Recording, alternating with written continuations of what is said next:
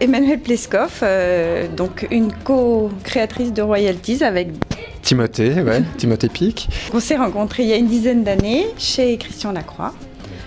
Timothée était styliste et moi je coordonnais les collections. Et puis on s'était très bien entendus et on a décidé de continuer à travailler ensemble. On a monté une petite structure en 2006. Non, oui c'est ça, en 2006. Un bureau de style en fait. Où on travaillait en binôme pour différentes marques comme Armor Luxe ou Diane von Furstenberg à New York. Donc ça c'était sympathique. Et Christian Lacroix aussi effectivement.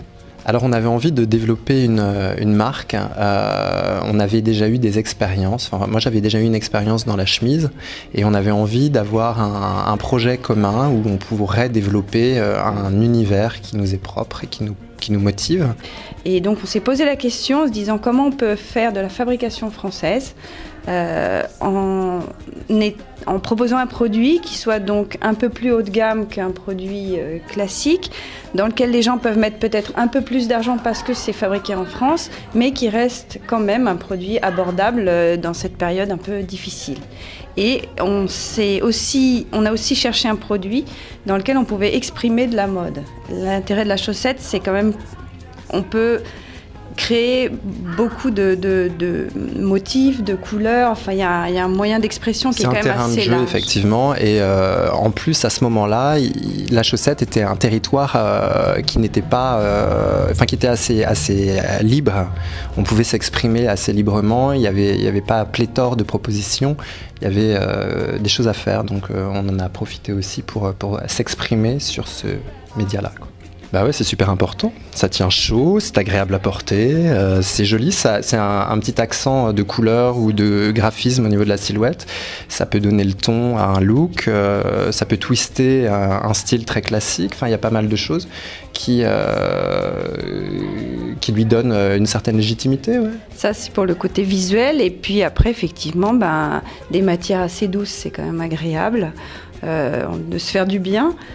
Et puis on a aussi travaillé sur la solidité de nos chaussettes. Elles sont assez résistantes. On n'a pas forcément envie non plus d'en changer toutes les 2 minutes. Quand on aime une paire de chaussettes, surtout celles qui sont assez travaillées, on a envie qu'elle dure un peu quand même. Non, c'est pas difficile de fabriquer une bonne chaussette. Il faut choisir de très bons fils et choisir une usine, un partenaire qui soit consciencieux et qui optimise ses méthodes de fabrication. Alors, il y a différents types de techniques et différents types de jauges. Nous, on utilise une qualité un peu plus fine. Alors, on peut parler de jauge, on peut parler de finesse du fil, qui va être par exemple celle-ci. Ça, c'est ce qu'on appelle une jauge 14, donc c'est un peu plus classique. C'est une chaussette assez fine qui est malgré tout résistante. Celle-ci, elle est tricotée avec des fils moulinés italiens, donc c'est assez doux et c'est assez résistant. Après, on a des chaussettes de plein hiver qui sont plus spectaculaires en termes de tricotage, pas forcément en termes de dessin, mais en termes de tricotage technique. Donc celle-ci, c'est un tricotage épi de blé. Donc techniquement, c'est un peu plus complexe, c'est-à-dire que c'est un tricotage qui s'effectue sur une autre machine, qu'on appelle une machine à double cylindre, et qui nous permet pas du tout la même marge de possibilité, c'est-à-dire qu'on est limité en couleur, mais ça nous permet d'avoir de réels reliefs. C'est pas particulièrement marketing au départ, puisque en fait, on a même carrément oublié d'en parler quand on a lancé la marque. C'était noté nulle part. Et c'était vraiment une volonté parce que on vient du milieu de la mode. En tout cas, moi, depuis le temps que j'y suis, j'ai vu beaucoup d'usines françaises fermées. J'ai trouvé ça très difficile parce qu'en France, il y a des gens qui ont envie de faire des choses qui ne sont pas tellement aidés, contrairement à ce qu'on peut entendre sur les médias. C'est pas vrai. Et donc, c'était aussi une volonté de créer une sorte de petit cocon local, quoi, avec des fabricants. On n'avait pas envie de lancer une marque pour lancer une marque. On avait envie de lancer une marque pour faire des choses qu'on aime et se sentir bien à l'intérieur de ça. Avec une belle qualité. Et on a travaillé avec des usines françaises et il y a un suivi qui est absolument génial. Même au niveau de l'expédition des échantillons, c'est super raffiné. C'est vrai que c'est un plaisir d'avoir à chaque étape un peu de raffinement dans le déroulement de la collection, quoi. Enfin, dans les réceptions des protos, etc. Le coût de la main-d'œuvre n'est pas le même, on le sait. Hein. Voilà, il y a des réglementations en France qui font que la main-d'œuvre coûte plus cher que dans certains pays européens. Le fil aussi, parce qu'il y a certains pays européens qui fabriquent des chaussettes qui ne travaillent qu'avec des fils locaux. L'intérêt, c'est de pouvoir aussi utiliser des fils français et italiens. Alors, qu'est-ce qui nous différencie des autres marques de chaussettes? Je pense qu'on a un territoire d'expression qui est différent, mais comme toutes les autres marques de chaussettes aussi, aujourd'hui, c'est vrai que surtout dans les 15 derniers mois, on va dire, il y a pas mal de jeunes marques qui se sont créées.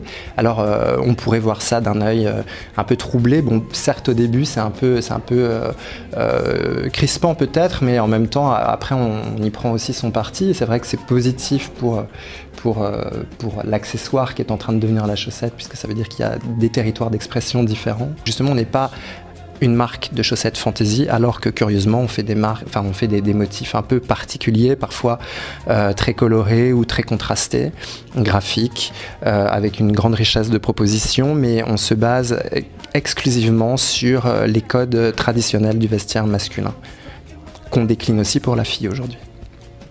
Voilà. Et notre force, on va dire, outre donc la qualité, je dirais, c'est justement cette forte expression de couleurs, de motifs, parfois aussi de relief, justement. On a une gamme qui est très large et surtout, on traite nos collections de chaussettes comme on traite une collection de mode. On distribue beaucoup au Japon, beaucoup en Italie, un peu en Angleterre maintenant. En Angleterre, de plus en plus. De plus en plus, ouais. À Londres, ouais, on est chez Joseph, The Other Shop, ce qui est bien. On est vendu aussi à Paris, un petit peu. On a quelques boutiques, on a Arty Dandy à Paris. Mais c'est vrai qu'on est beaucoup plus présent hors de France.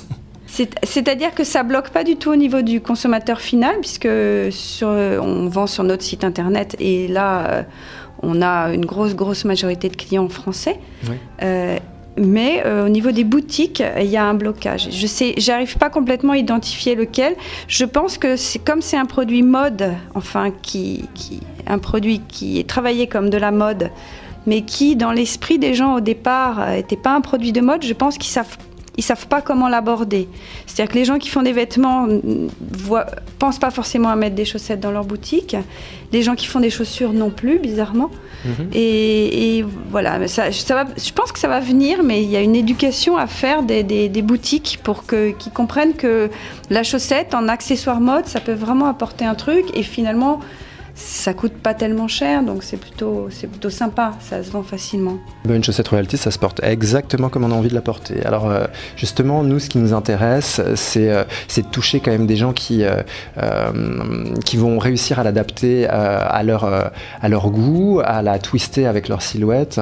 Même tout simplement, on a pas mal de clients qui vont bosser en costume un peu classique et qui justement mettent une paire de chaussettes un peu plus fun qu'une chaussette noire, qui se voit que quand il s'asseye et qu'il croise les jambes. C'est une petite touche un peu fantaisie sans que ça soit non plus complètement dingue, quoi. En ce moment, on travaille de plus en plus sur des partenariats avec des marques. Donc là, on travaille en ce moment avec Kitsune, on travaille avec Tiger Sushi, on travaille avec Mellow Yellow aussi, qui est pour la branche filles uniquement. Donc tous ces partenariats, en ce moment en tout cas, c'est un travail qui est assez excitant parce que c'est le mélange de notre univers avec l'univers de l'autre. Merci Timothée Emmanuel. Merci. Merci.